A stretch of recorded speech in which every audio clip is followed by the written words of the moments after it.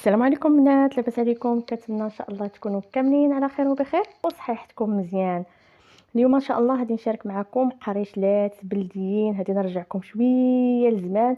قريشلات اللي حقا رائعين، غير الريحه ديالهم شي حاجه اللي رائعه. كما كتشاهدوا انا كنحضر هنايا واحد الكميه اللي هي كبيره، وكنخليها وكنحتفظ بها في المجمد هكذا. كنعتمدهم دائما في الفطور ديال الصباح اولا الكوتي ديال العشيه، كذلك حتى وين جاو عندنا ضياف في الغفله كنلقاهم موجودين حدايا. كنتمنى فيديو اليوم ينال الاعجاب ديالكم وتتبعوه من الاول حتى الاخير. خليكم معايا باش نكتشفوا المكونات وطريقه التحضير. غادي نبداو بسم الله على بركه الله.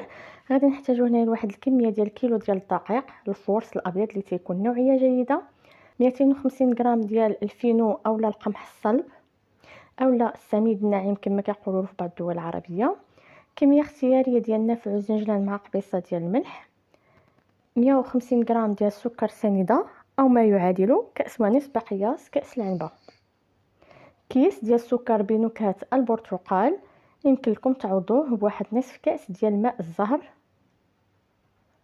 غنخلط النواشف ديالي جيدا حتى يندمجوا لي جميع العناصر. هذه نوضع هكذا واحد الحفره في الوسط، هذه نضيف فيها واحد الملعقه كبيره ديال الخميره الفوريه، كيس من خميره الكيماويه، واحد معلقه كبيره ديال الزبده، كاس ديال الحليب اللي تيكون مغلي مسبقا، عندي هنايا واحد كاس قل ربع ديال الزيت النباتيه. نحاول انني نبسس هكا الدقيق ديالي مع الزيت وكنضيف الماء تدريجيا. بالنسبه للقراشل باش يجيو معنا ناجحين ويجيو مهويين من الداخل، ما تجيش فيهم داك البطعه اولا البابه كثيره، هو السر ديالهم خصهم يجيونا خفافين بزاف، يكونوا كيلتصق العجينه في اليدين هكذا باش كنضمنوا النجاح ديال القراشل ديالنا، وتيجيونا هكذا مفشفشين ومهويين، تيجيو بحال معجونين بالعجانه الكهربائيه. وبالنسبه للاخوات اللي كيتوفروا على العجانه الكهربائيه يمكن لهم يوضعوا العناصر ويبقاو يضيفوا الماء تدريجيا حتى كنحصلوا على واحد العجين اللي تيكون رطب وكيتلصق في اليدين. صافي هذه بقى نضيف الماء تدريجيا. ومن الافضل من الاول اننا نحاول ان العجينه ديالنا نعجنوها وهي تكون خفيفه ومطلوقه، ما نقصحوهاش ونبقاو نضيفوا لها الماء، يعني من الاول نجمعوها خفيفه. من بعد كنوضع هنا واحد القطعه ديال الزبده اولا القليل من الزيت وتنجمع العجينه ديالي. هذه نوضعها في واحد الاناء اللي تيكون محكم الغلق، غنخليوها تقريبا واحد 10 ديال الدقائق على واحد الجانب حتى كيتضاعف الحجم ديالها. وهذه ناخذوها باش هذه نشكلوها. خديت هنايا الصينيه ديال الفران اللي وضعت فيها كما كتشوفوا الورق ديال الطبخ، وهذه نبدا نقرص القريشلات ديالي. بالنسبه للحجم كل واحد تيوضع الحجم اللي بغا، يمكن لكم ديروهم كبارين كما يمكن لكم ديروهم صغارين اولا متوسطين على حسب الرغبه. فانا هنايا درت جوج ديال الاشكال، درت واحد الصينيه كبيره اللي فيها القريشلات هكذا كبارين، ودرت واحد الصينيه صغيره اللي وضعت فيها بعض الوحدات اللي صغارين على هاد كما شاهدتوا معايا. فكنبدا نقرصهم كما كتشوفوا، تنقرصهم ما تنحاولش انني نعجنهم من الداخل، غير تنخوي منهم داك الهواء، تنجمعهم من التحت وكنوضعهم في الصينيه ديال الفران.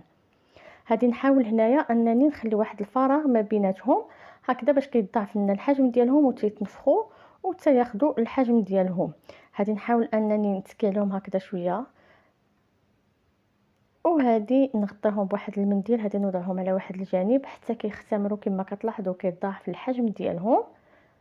وعاد هذه ندوزو باش هذه ندهنوا لهم الوجه ديالهم. هذه ناخذ هنايا واحد الاصفر ديال البيضاء عفوا اولا بيضاء كامله مع القليل ديال القهوه سريعه الذوبان، بعض القطرات ديال الخل باش كنحيدوا الزفوريه ديال البيض، نخلطهم جيدا حتى ينسجموا. وهذه بدا ندهن بهم الوجه ديال القراشل ديالنا.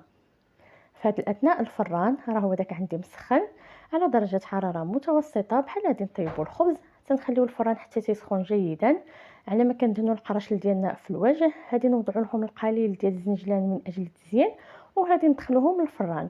وبالنسبه للفران تنكونوا شاعلين عليه من التحت حتى كيطيبوا لنا القراشل من الاسفل وكيبانوا لنا راهم بداو كيتحمروا من الجوانب، عاد كنهبطوهم باش كنحمروهم فقط من الوجه. نفس الكيفيه درتهم مع هاد القريشلات الصغيورين، دهنتهم حتى هما وضعت لهم القليل من ديال الزنجلان، وهذه ندخلهم يطيبوا بنفس الكيفيه. هادو هما القريشلات ديالي من بعد ما طابو. كما كتشوفوا راهم تيجيو رائعين، تيجي فيهم واحد اللوين اللي ذهبي. الصراحه الله المذاق ديالهم هو لا اروع، كذلك الرائحه ديالهم. الا كنتي مازال متبعه معايا الفيديو حتى لهاد اللحظه، مرحبا بك. الا كنتي مازال ما اشتركتي في القناه، اشتركي في القناه، تفعلي كذلك الجرس باش توصلوا دائما بجديد الوصفات، كذلك تبارطاجيو هاد الوصفه على مواقع التواصل الاجتماعيه باش هكذا تعم الفائده. من بعد ما كنخلي القريشلات ديالي حتى تيبردوا تماما، تناخذ واحد الكيس بلاستيكي وكنوضع فيه العدد اللي باغا نخباه 3 او 4، تنسدهم مزيان وتنوضعهم في المجمد. فاش كنحتاجهم كنجبدهم، تنخليهم يطلقوا وتناكلوهم بصحه